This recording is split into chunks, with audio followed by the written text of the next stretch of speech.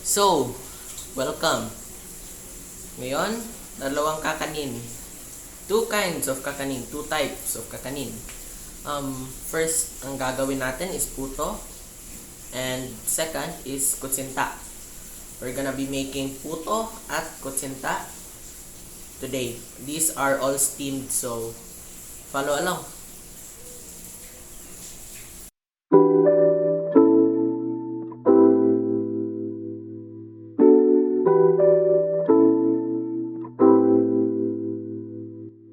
So for our puto, we will need how many ingredients? 1, 2, 3, 4, 5, 6, 7, 8, 9, 10. 10 ingredients in total.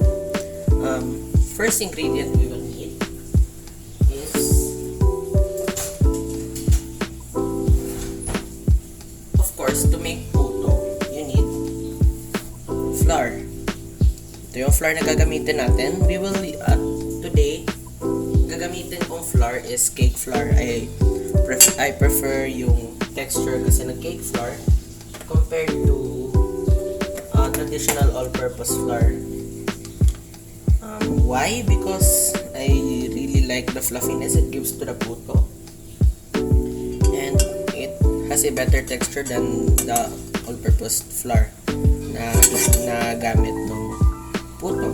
So we will measure 3 cups. 1/2 cup yung gamit ko. So, 1, 2, 3, 4, 5. Stop muna tayo sa 5 or else I can't sift this. And I use a spatula para madali.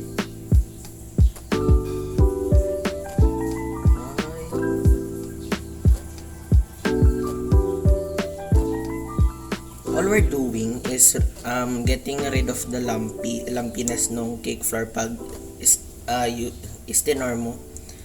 What tends to happen kasi, again, if you store cake flour, it kind of forms little lumps ng flour, and hindi mo yan gusto sa mga cakes mo, sa puto, kasi hindi yan maluluto yung flour. Hindi rin siya mamimix ng maayos. Ito naman. Cooperate. Spatula, cooperate.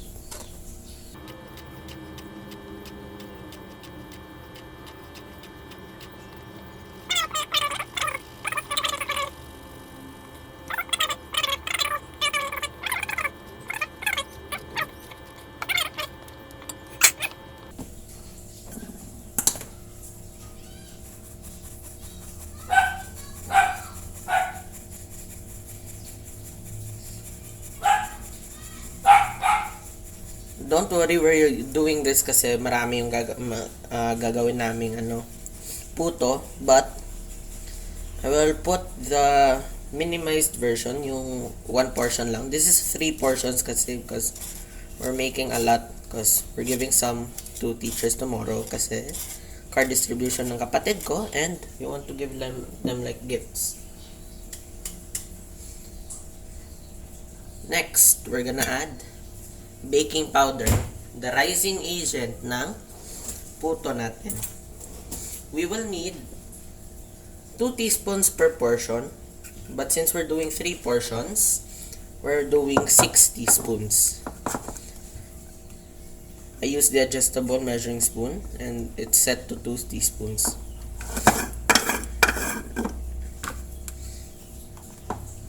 One, 2, 3.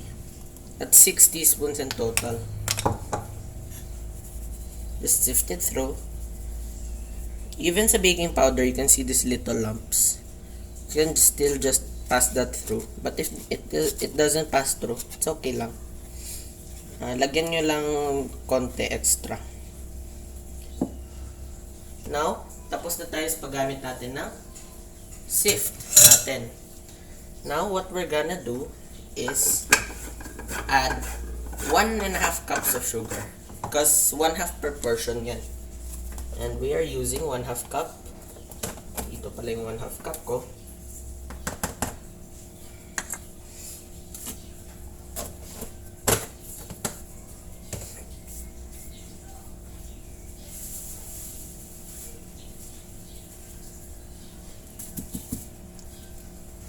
bago lang po bumili ng sugar kasi hindi na kami usually bumibili ng maraming sugar kasi it tends to attract ants. Tatlong 1/2 cups. 2, 3. 3 1/2 cups worth of sugar.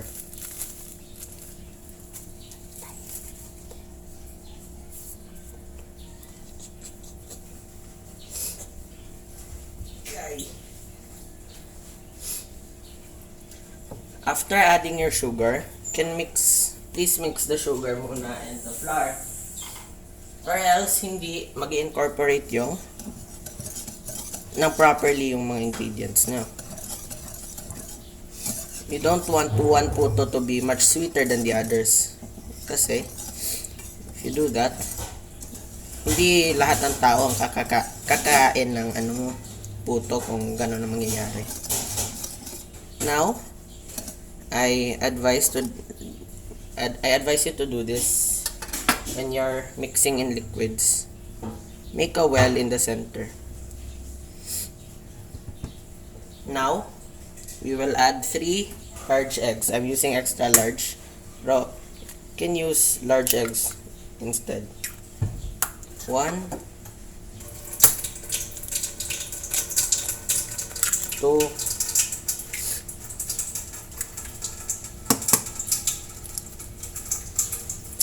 3. Also, make sure na walang eggshells na mahuhulog. Kasi walang gusto ng crunchy na puto. Next is yung milk. We will add 3.5 cups worth of milk.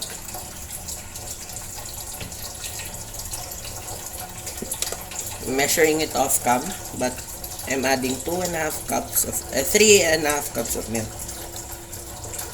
Wait, 1.5 cups of milk pala. I meant 1.5 cup. Miscalculate ko.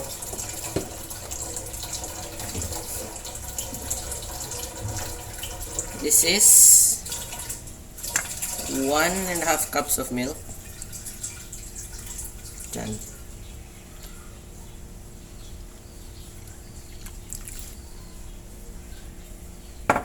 Now, mix nyo muna.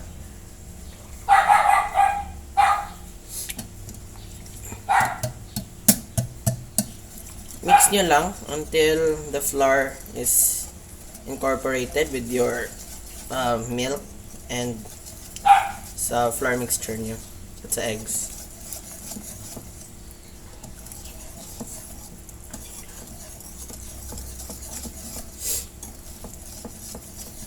If it tends to get quite thick, don't worry. Meron pa tayong isang liquid na i-add. Just make sure na i-mix nyo lang ng maayos yung flour nyo. Don't worry, we're still lacking one more liquid. Tends to get quite thick when you haven't add the other liquid.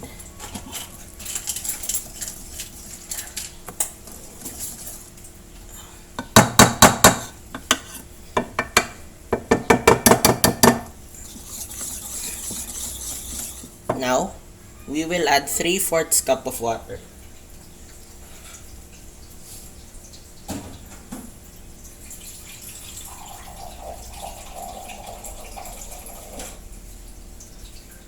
Three-fourths cup of water into your mixture. This will loosen up the mixture para mas madaling i-mix and also much more easier to pour.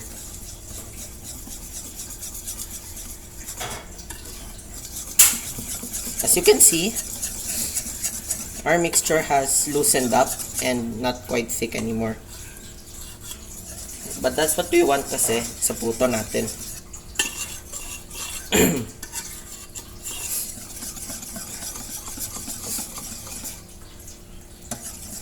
As you can see, kind has like, I don't know, paint consistency.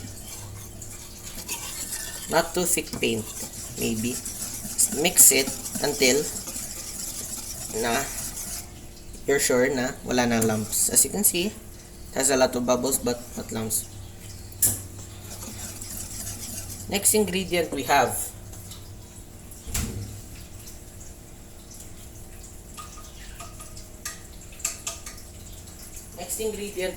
is a stick of melted butter.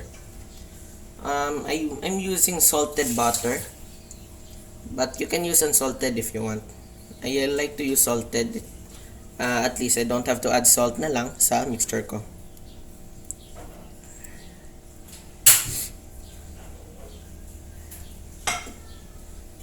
Mix it again to incorporate the butter to your mixture.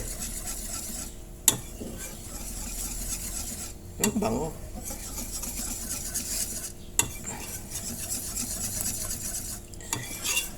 I like to add quite a lot of butter sa puto. It tends to get more moist kasi if you put quite a lot of butter. As you can see, maganda yung mixture natin. Next, we have the strongest flavoring na ginagamit ng lahat ng tao, vanilla flavor extract.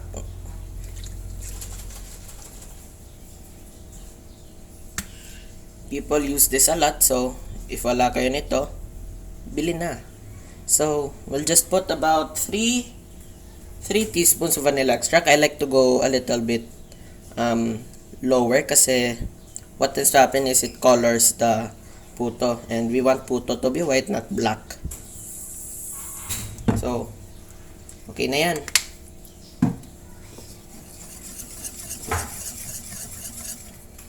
Make sure na scrape nyo sides para incorporate lahat ng vanilla nyo para walang sayang. This adds a very nice aroma sa ating mixture and also gives a very nice hint of flavor. Basically, yan na ang puto mixture, but dito sa amin, we do something different. Here in our house, when we make puto for ourselves, puto for others,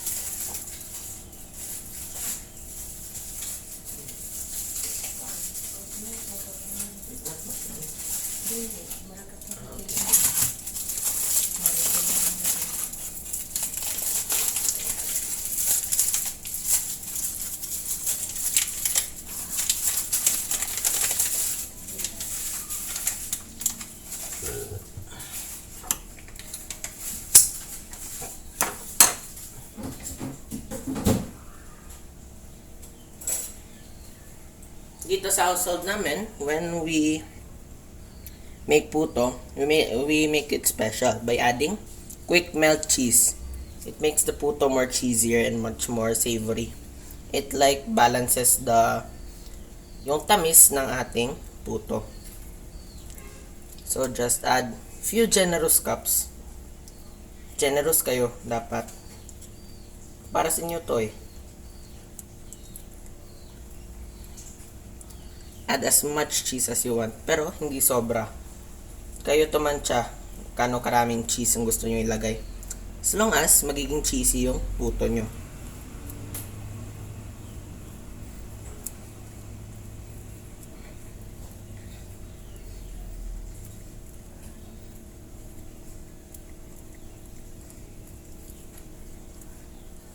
Parang yung TikTok trend na yung ipapagrate sa pasta yung cheese at hindi mo sasabihan yung waiter na stop.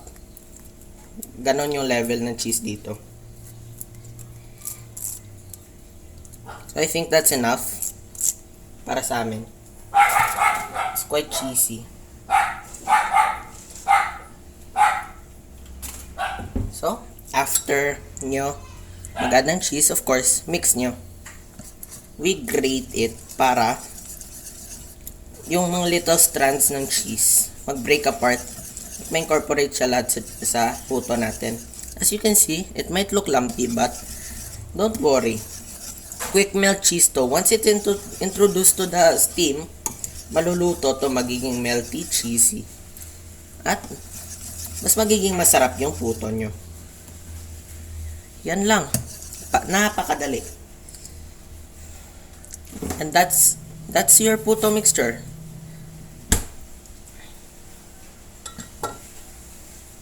We're preparing our puto molds. Dito namin nilalagay yung puto mixture natin, and we will cook them for a total of 10 minutes. Explain ko lang bakit sinabi kong total of 10 minutes. First, we cook yung puto for 8 minutes.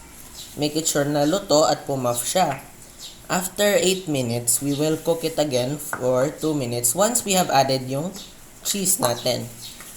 Also note, kung lalagay kayo ng cheese sa taas ng puto nyo, don't use quick melt. Quick melt is very melty and pangit yung puto nyo basta ilalagay nyo ay quick melt. So, use yung regular lang kind ng Eden cheese, yung nakarap ng foil.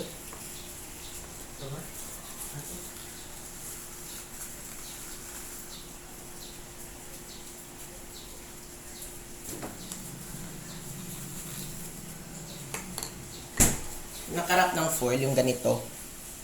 Ito yung Eden cheese.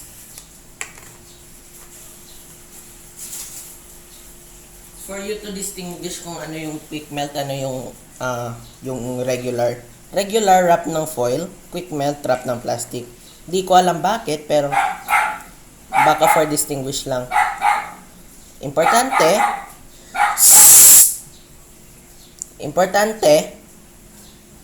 yung regular natin na Eden, nakarap ng foil, quick melt wrapped in plastic. So, we will chop this into strips para ilagay dito sa mga puto natin. So, ngayon, we will cut our cheese into strips.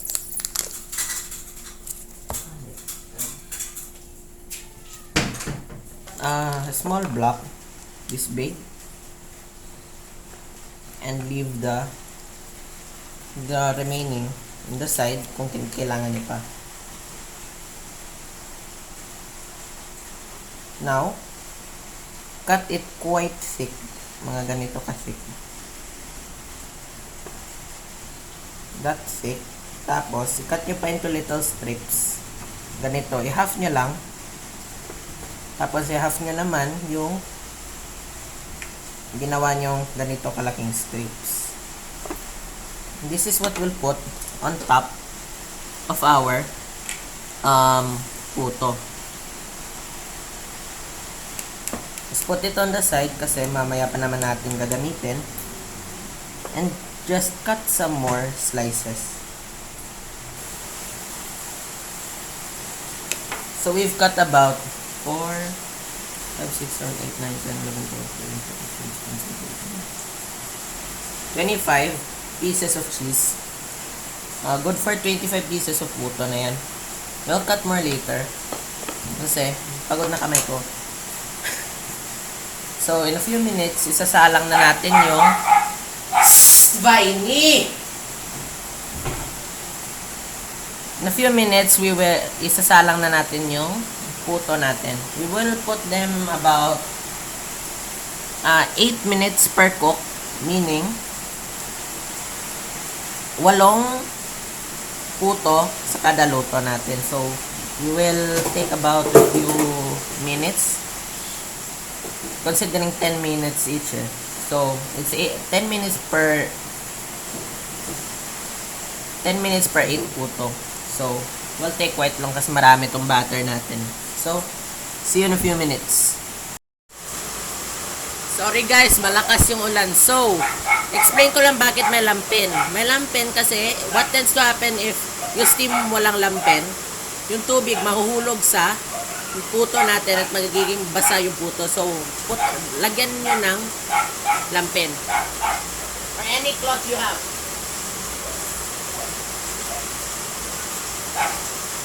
Now, we will cook yung puto natin for 8 minutes.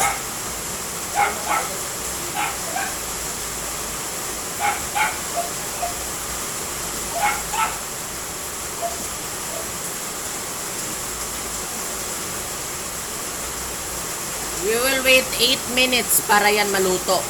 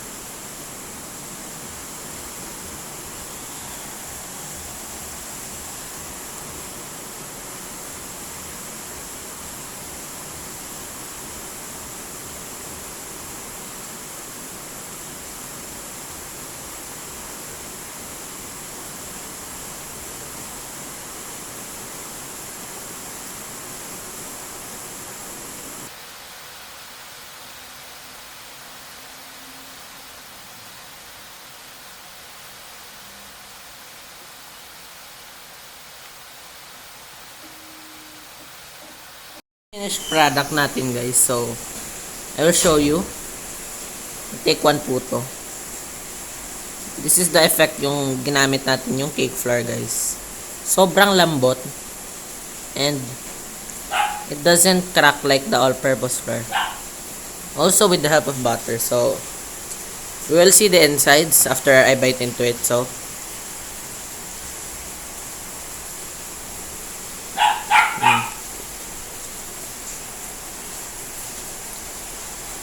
sarap guys. It's not overly sweet and as I've said, it balances the sweetness yung cheese sa taas. So,